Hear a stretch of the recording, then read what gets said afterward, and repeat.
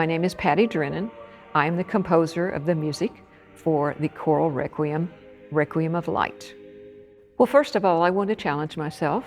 I wanted to write a larger work that's more cohesive.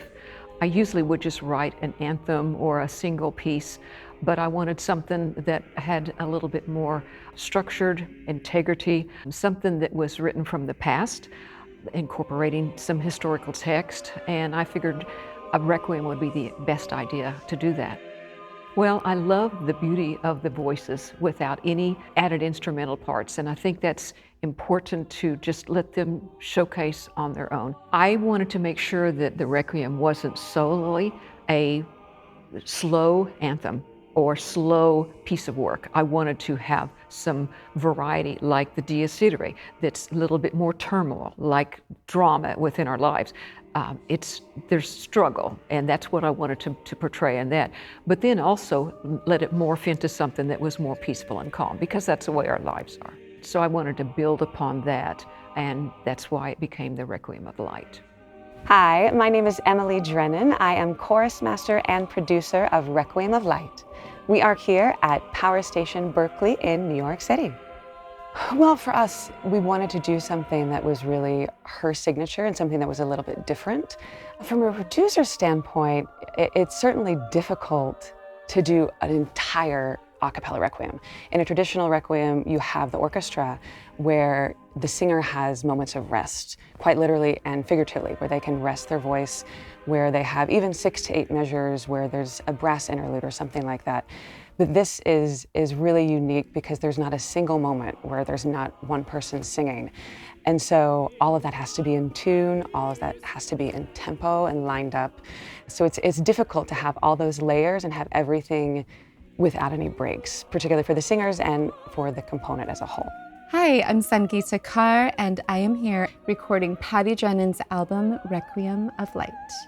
Most of the time when we think about a requiem, it's a music that celebrates death and passing. Requiem of Light, bringing the word light into it, is really emphasizes the celebration. Getting to hear the requiem come to life. You hear it so much on phenolic software, and it plays mechanically, but it plays perfectly and exactly. But it's not the human voice. It's not something that each individual that sang today, it isn't something that came from their own lives and their own heart and their own interpretations on it. And so it was delightful to be able to hear that. The human voice is an instrument that we're born with. It is our entire body, every cell of our body. It's quite miraculous to create these sounds and these melodies and these harmonies. So really this album is like a celebration of life and death, but at the same time, the celebration of the human spirit. And she bringing the theme of hope through this, it's like we are humans here standing together, creating this God-like sound that came from God. It is magical. And it's a lot of pressure because it's a very different thing from having an orchestra or even an instrument or piano to support you. But here you're just connecting to your sound and all the humans around you. It's a really special experience. Hello, I am Brian Giebler. I am fortunate enough to be the tenor soloist on Requiem of Light. There's this relationship between composers and the artists where they put the material on page and then we have to take it and make it our own. So of course, I'm sure Patty has her own idea of how she wants this and has heard it in her head as she's creating it on the page. And then I get to connect with her and figure out a way to make both what's on the page connect with my experience and bring it to life. You know, we talk about a Requiem Mass and we talk about mourning of the dead and celebrating that and bringing closure in a way. And I felt when I first heard this piece that she had a lot of pain and joy to celebrate in her life. She has on occasion talked about some special little Easter eggs that are hidden throughout the piece that are very personal to her. And that's not something that you can talk to Mozart about and find out. So to know those backgrounds and those histories make this Requiem even that much more special. We get their piece and we see where they were and we have the history as much as we've learned over the years. But with a living composer, you can really actually have the conversation and dive in a different way, learn more about what made them write the piece the way they did and their creative process. I think when we added the soloist, that's when the beautiful soaring lines that Sangeeta, the high B flat, was, it brought tears to my eyes, literally. And I think that's why we do what we do. That's why I think if I, or any composer, writes something that's glorious like that, that can move you to tears, then you've done your job. Sangeeta and Brian are not only amazing individuals and just wonderful people, but extremely talented. We selected them because we just love how the timbre of their voices intermingle, how they sound individually, just the light and airiness that they bring to the project. Immediately when we heard them, we knew that's it, that's who we want to have.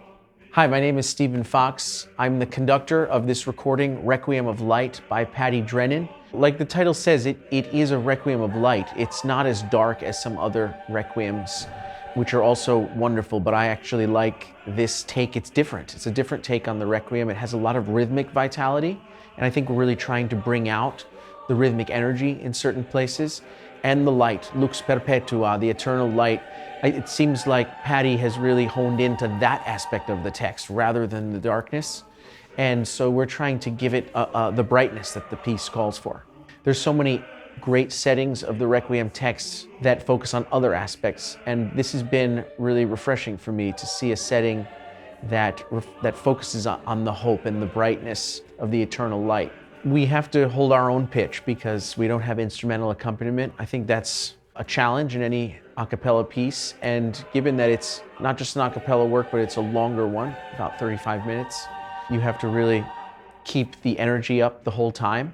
You don't get interludes where you have instruments playing. Essentially, other than the small solo duet interlude, the chorus is singing the entire time.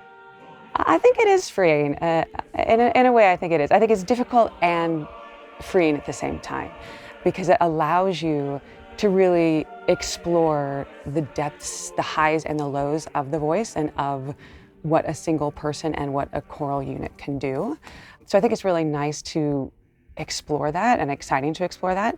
And it's just different too. It's unique, it's fun, it's exciting, and it's a challenge for everyone. The goal of this entire piece is to try to wrap the listener in the music, to have them be in the best seat, to hear every single nuance that Mom's created and that the choir has so gloriously presented. Singers can bring to life the music in a way that no other instrument can because they have the text and the inflection of the text that they can add in. And it's been amazing to hear the singers bring this piece to life after spending a lot of time with it, looking on the page and trying to get it in my head. You can only just partially anticipate how beautiful it will sound with singers. For me, I think there are three types of hope: the childlike hope, the resilient hope, and the eternal hope.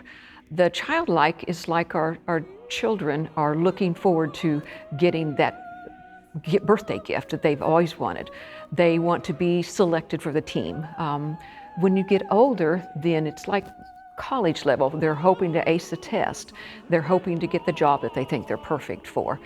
But then as you get even older, then you think about all that your life and you start reflecting upon that and you start concentrating more on the eternal hope, the eternal life that you're going to have once you've lived your last day on this earth. We all have our own experience with death. We all have our own experience with loss. And then to be able to actually celebrate that in a community and a team and bring that all together in this way brings the humanity to it.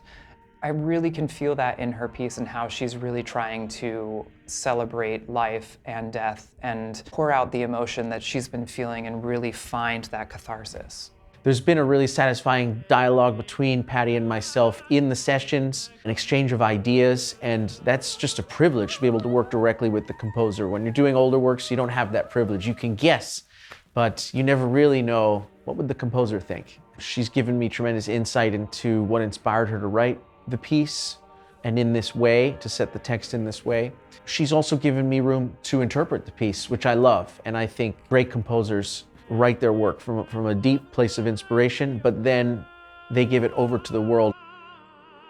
Our hope is that people who are experiencing loss, because Requiem is a requiem for the dead, but it is not just a loss of a life, it's a loss of hope, a loss of dreams, a loss of a pathway, a loss of many different things. And I think anyone can relate to that. Anyone can relate to loss or to a yearning.